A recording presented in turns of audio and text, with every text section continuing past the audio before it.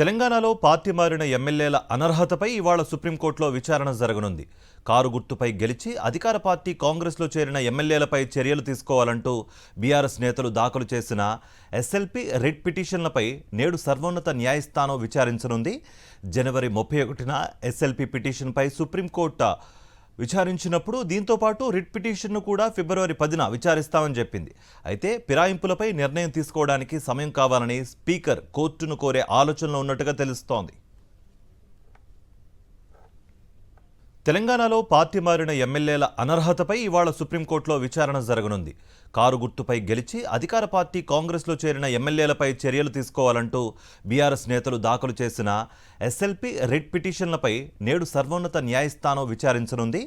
జనవరి 31న SLP పిటిషన్పై supreme court విచారించినప్పుడు దీంతో పాటు రిట్ పిటిషన్ను కూడా ఫిబ్రవరి 10న విచారిస్తామని చెప్పింది. అయితే ఫిరాయింపులపై నిర్ణయం తీసుకోవడానికి సమయం కావాలని స్పీకర్ కోర్టును కోరే ఆలోచనలో ఉన్నట్టుగా తెలుస్తోంది.